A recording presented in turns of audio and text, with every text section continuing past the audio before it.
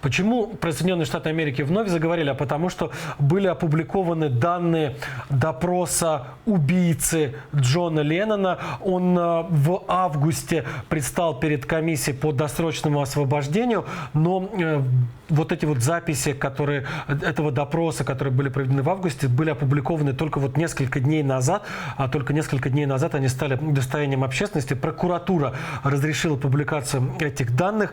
Марк Дэвид Чепман зовут человека, который убил в 80-м году Джона Леннона. Он был приговорен тогда к пожизненному заключению, но с особой оговоркой. Через 20 лет он мог попробовать выйти досрочно, и он вот каждый раз, когда доходит дело, каждый раз, когда предоставляется возможность подать прошение о помиловании, он это прошение подает.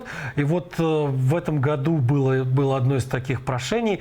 И он обратился в комиссию по досрочному освобождению, но ему было отказано. Отказано со следующей мотивацией. Было сказано, что если все-таки будет принято решение о его освобождении, то, во-первых, это каким-то образом умалит чудовищность его преступления, а с другой стороны создаст опасность для жизни самого Марка Дэвида Чепмана. Всерьез опасаются те люди, которые принимают решение о досрочном освобождении, что найдется немало желающих отомстить Чепману за убийство Джона Леннона, человека, который стал, легендой музыки 20 века. Давайте справочный сюжет о Джоне Ленноне, а потом еще несколько слов о Чепмане. Мальчика, рожденного 9 октября 1940 года в семье Леннонов, назвали Джоном Уинстоном, отдав первым именем дань его деду, а вторым – легендарному британскому премьеру Уинстону Черчиллю. Детство Леннона прошло в Ливерпуле, хотя его отец Альфред в 1946 году пытался эмигрировать в Новую Зеландию, забрав с собой сына. В последний момент ребенка уговорила остаться с нею его мать Джулия, бывшая к тому времени замужем за другим мужчиной. Уже в 50-е многочисленная мамина родня пристрастила подросшего Джона к набиравшему популярность рок-н-роллу. В 11 лет в доме своих дяди и тети он впервые услышал пластинки Элвиса Пресли.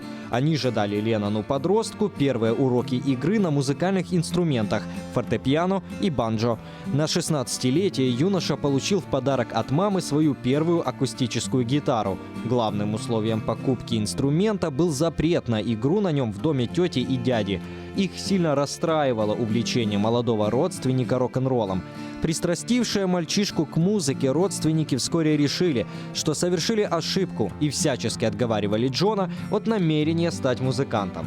«Гитары — это отлично, парень, но ты никогда не сможешь заработать с их помощью на жизнь», — говорила тетя Мими парню, уже игравшему в первой своей группе «Quarrymen». Из этого коллектива вскоре появится Битлз, и первым шагом к созданию легендарной группы стал приход в Quarrymen Пола Маккартни. Леннон сам попросил левшу вундеркинда присоединиться к его ансамблю, а вскоре в группу пришел и Джордж Харрисон. В 1960-м группа изменила название на «Битлз», а в 1962-м в коллектив пришел Ринго Старр. Путь группы к славе был далеко не прост. Музыканты играли за гонорары, которых едва хватало на обед и ночлег. Из родного Ливерпуля «Битлз» несколько раз ездили в долгие гастрольные туры по барам немецкого Гамбурга.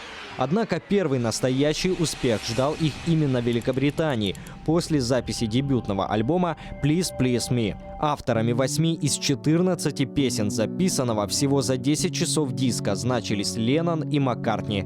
Популярность группы после выхода записи росла с каждым днем, превращаясь в настоящую истерию, довольно быстро получившую название «битломания». В 1966 году Леннон в интервью британскому изданию Evening Standard даже позволяет себе заявить, что «Битлз» стали популярнее Христа. В ответ на это американские консерваторы потребовали запретить концерты группы в США, возмущенные христиане жгли пластинки «Битлз» и портреты Джона Леннона, а сам музыкант начал получать угрозы от членов Ку-клукс-клана и других экстремистов. Это давление привело сначала к отказу группы от гастролей, а несколько позже, в 1970 году, и к распаду Битлз, после которого все участники коллектива нашли себя в сольном творчестве. Уже через несколько месяцев после официального заявления о прекращении существования Битлз выходит первый альбом Леннона, записанный вместе с его женой Йоко Оно. Альбом был тепло принят и публикой, и критиками, даже попав в список 100 лучших записей по версии журнала Time. В последующие 10 лет выйдет еще 6 сольных альбомов Леннона. Экземпляр последнего из них, Double Fantasy, Леннон подпишет за несколько часов перед своим убийством 8 декабря 1980 года в Нью-Йорке. В тот день Марк Чепмен сначала подошел к Леннону за автографом, подкараулив его у дома, в котором жил музыкант, и убедился в том, что ни дом, ни квартиру никто не охраняет. Через несколько часов Чепмен вернулся с револьвером и расстрелял Леннона с расстояния в несколько метров. Музыканту на момент гибели было всего 40 лет.